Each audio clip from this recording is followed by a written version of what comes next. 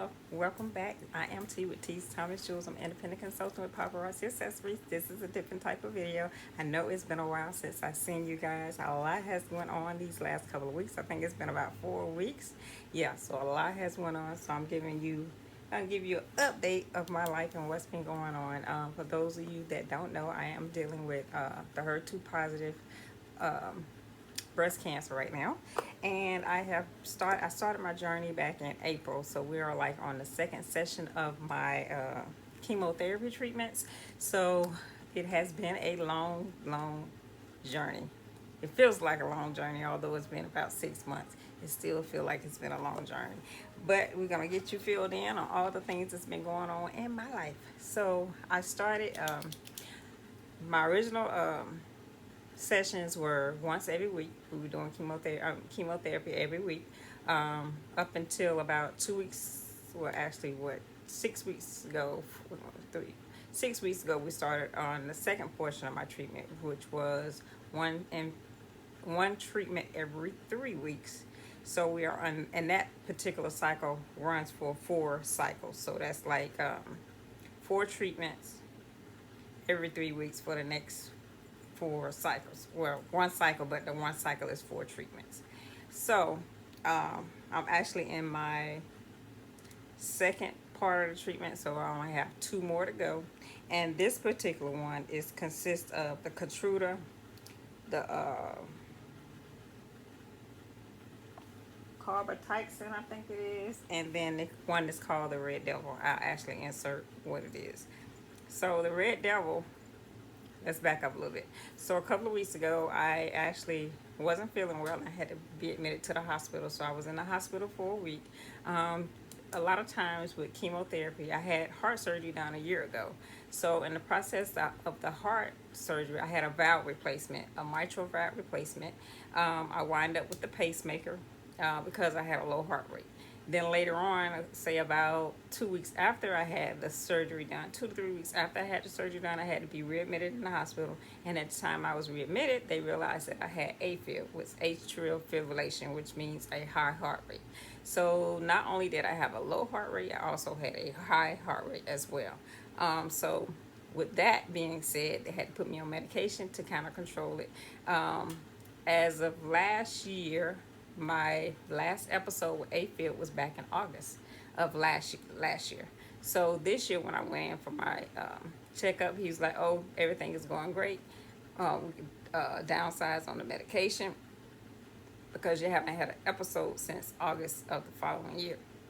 So you have to be in remission for like a year in order for them to start evaluating and taking care of the medications." And I'm not a medical doctor, so I'm just telling you my experiences with what's going on with me and my medications.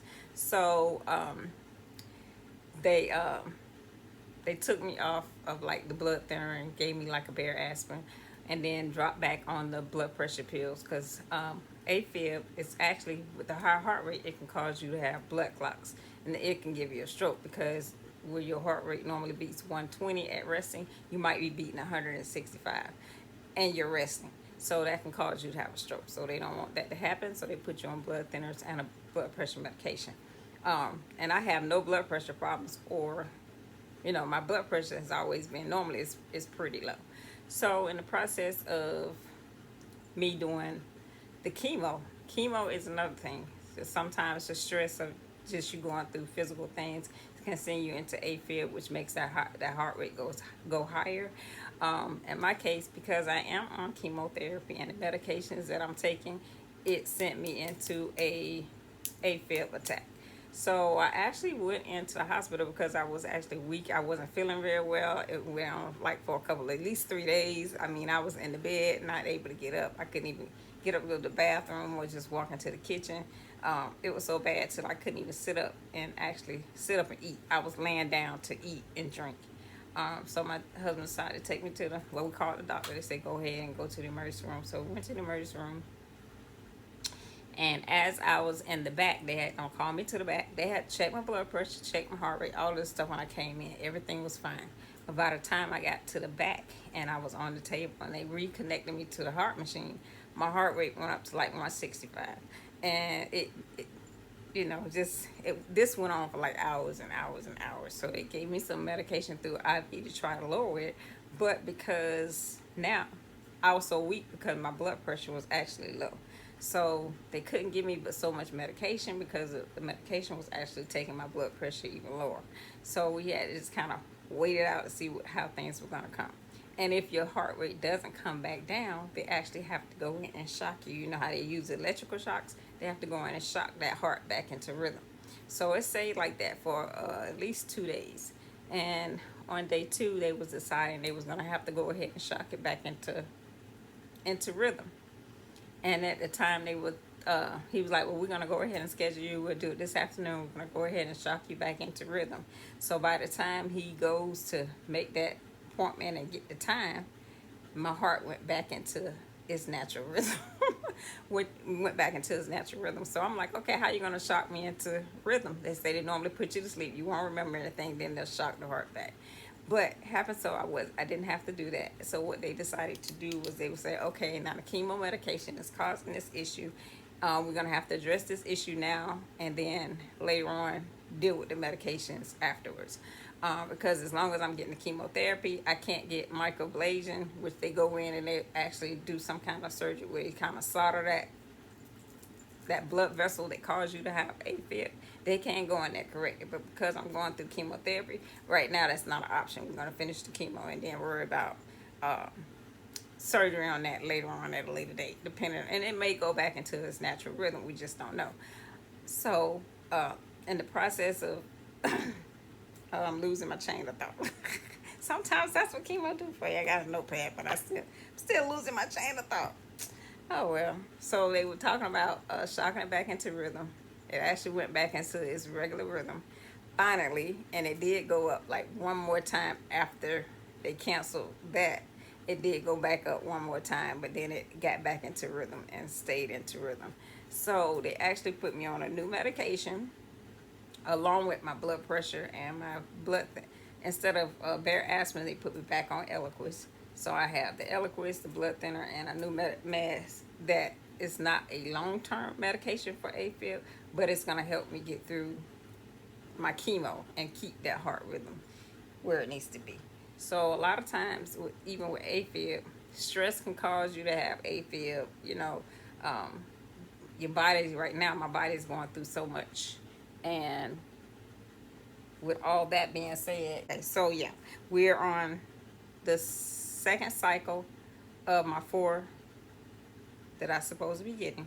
So I go next week, next Friday, and that'll be my 3rd one.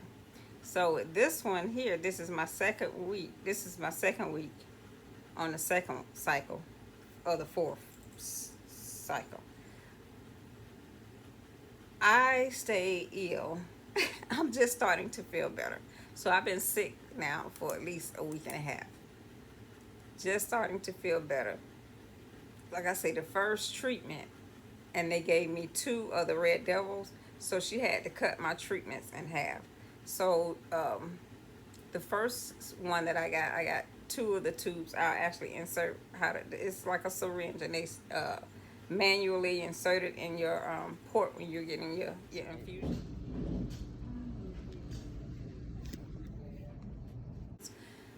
So instead of 2 of those this time, I only had 1. But I still was ill from the time that I got the infusion until about 2 days ago. Till about Monday or Tuesday, I started feeling better. So today is Thursday, and I'm actually feeling a lot better today than I did 3 weeks ago. So, you know, I'm hoping to have at least more better days with this treatment versus the first session of treatments that I was receiving every week. Oh yeah, chemo brain. Again, I don't forget.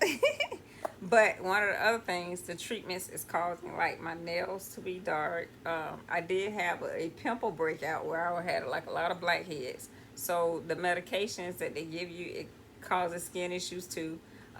Like I said, my nails, a lot of them got like black spots in them, so they do discolor your toenails and your nails, and my hands are a little darker, but they say once you finish chemo that all of that will clear up, so I'm not even concerned.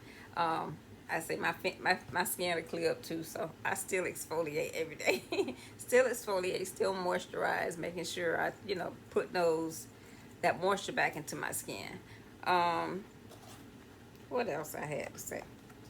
So that was the darkening of the hands and your nails. My appetite, either like the first week, last week, everything just tasted awful. Drinking water awful. I need to drink some now. Drinking water awful. It's like either too salty or too sweet. Um,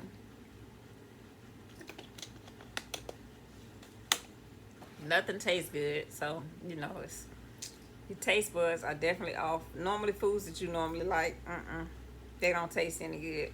I eat because I know I have to, not because it tastes good anymore. I know that your body, you got to do it in order to get through what you're going through. Um, what else? Yeah, but that's about what I've been going through the last couple of weeks. Just trying to get through the process of all of this. Um, like I say, today is a much better day, and hopefully I can stay like this till next Friday when I have my infusion, and then one more infusion. I did go see my surgeon, so we are preparing for the surgery part of this. I haven't seen the plastic surgeon yet, but I did see the one that's actually going to remove all of the tissue. I am doing a breast tissue removal on both of them. One is going to be a preventive, and then the other one is going to take care of what's going on now. Only because I'm HER2 positive and it's genetic, I want to take the risk away from me it reoccurring in the other side. So that's my choice, and I am going to do a reconstructive. Again, like I said, I haven't went to that particular surgeon for that yet. But as soon as I get that information, it's always decisions you have to make. So it's decisions. And of course, my hair hasn't grown back. I think it's actually 2 of the medications that I'm taking now. It causes hair loss. So my hair will not start growing back until I finish this set of infusions. And I think the next set of infusions, the ones that I have after the surgery, they are not as strong, so I will start to see my hair grow back. So this part of it is almost over. Almost over. I just learned to embrace it because it's only for a short time, and I'm okay with it, I'm okay with it. What else? I'm just babbling on and on and on. I think that's about it. But I wanted to just come in and touch bases with you guys, let you know what was going on, what's happening right now. Like I say, today is a much, much better day. I'm able to get around and do more things than I have been in the last couple of weeks. Yeah, I'm just sitting in my room right now. I enjoy just the peace and quietness, and I've caught up on plenty of movies. And a lot of, and the most important thing is making sure you get enough rest. Because when I first started this journey, I thought that I'm a hairstylist.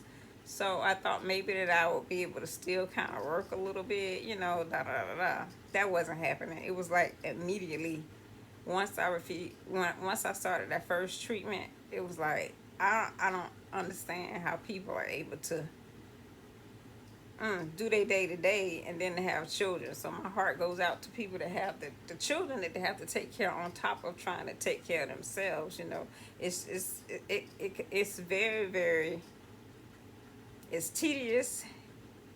It takes a lot of work, So I'm blessed because I do have a husband. My husband is a great, great help. He actually, he does very well for us, taking care of me. So I can't complain. My kids are grown, so that's one less thing I have to worry about, But my hat goes off to the moms that don't have the help and the support, because help and support is what you need during this time. Sometimes I say, God, what is it you have in store for me? It's something bigger on the other side, and I'm just waiting to see what it is, So I'm just, embracing where I am in life right now, accepting where I am in life right now. And sometimes it get depressing, but you learn how to get those tears out and keep it moving. Thanking God for every day that I wake up. I'm just thankful to be here. I'm thankful to have found it in time. because it could have been so much worse, you know. So I'm just blessed and I'm thankful. And like I always say, I'm on the other side of this. It's just a matter of walking through it right now, you know. I did do a video on, look, y'all got me. I'm kind of tearing up. Um, I did do a video on like how I prepare my pork. So if you didn't see that short, go over there and check that out. And I'll probably do another one.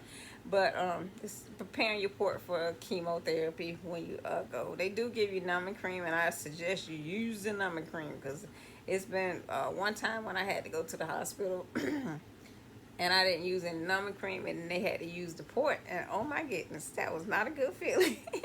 They had to use the port, so now when I have to go, or I think they're gonna have to draw blood, I'm gonna put the numbing cream on because it just makes it so much easier. And having a port makes it easier just doing chemotherapy. It was hard at first because this port gave me a fit at first. I couldn't lay down, I couldn't lift my arms.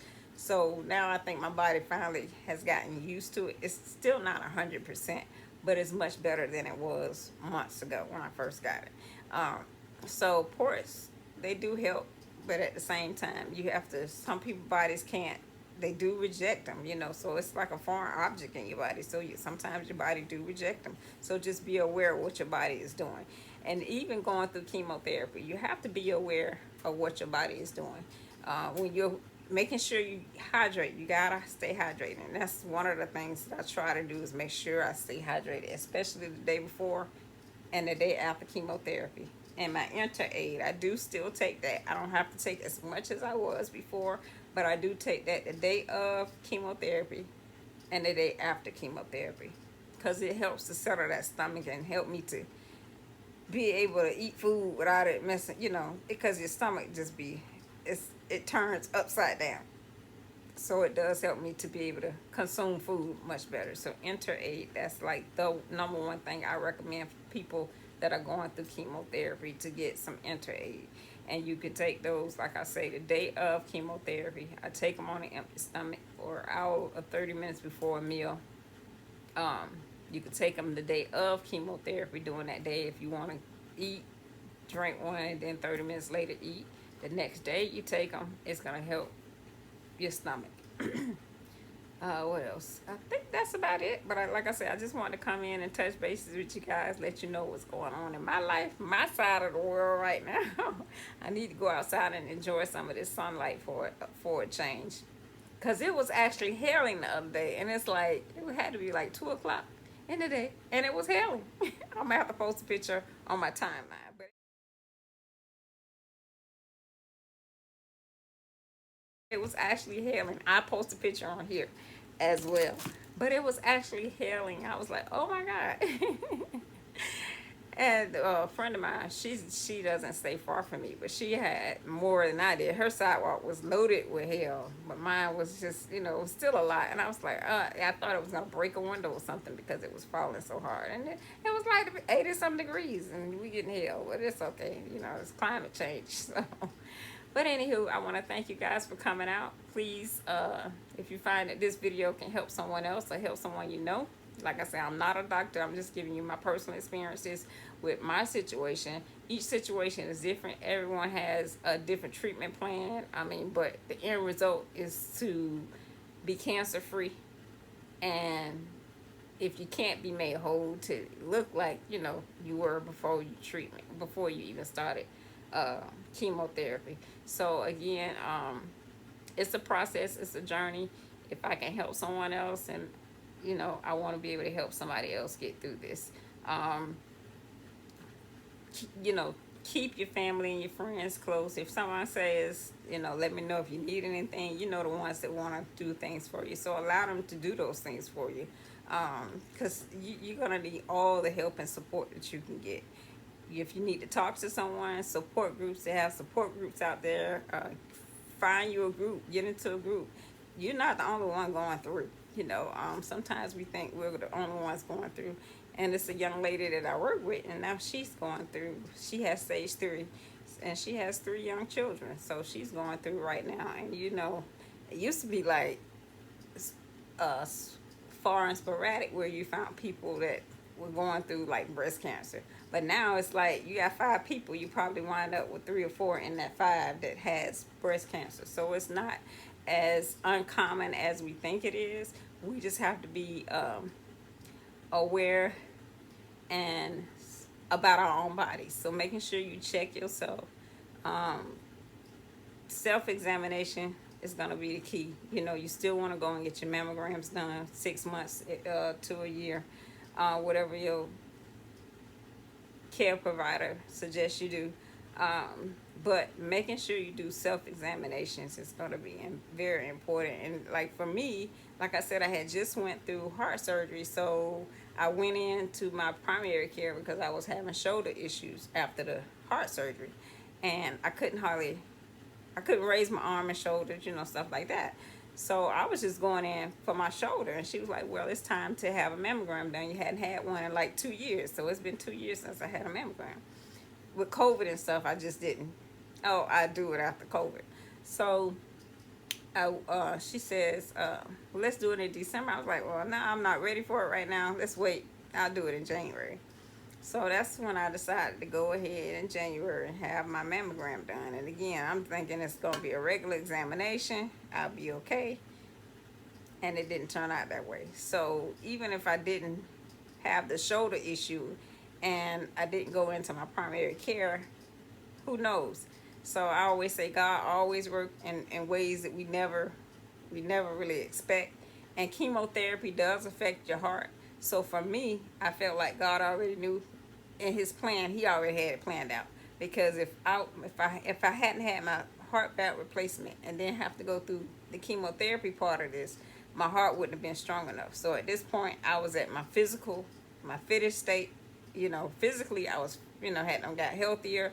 Physically I was better, and my heart could take it. So, God already had in his plan for me, what his plans were. I'm just following him, walking in it, trusting and believing in him. He's the one that's gonna guide me through. Like I say, I'm already on the other side. I'm just going through the motions of it all right now, and I'm thankful and I'm blessed. So with that being said, until next time, you guys, you can always hit those links. My store is always open 24/7, 7 days a week, 365 days a year. Those items are packed by me and shipped by me at timelessjewels.love. And if you would like to donate, that is also located in that box. And I also have a Amazon. I haven't added anything new to it, but I will be because I am about to do the surgery. If you want to purchase anything off the Amazon list, that list will be in the links below. But until next time, you guys have a wonderful and blessed day, and we will see you again. Bye-bye.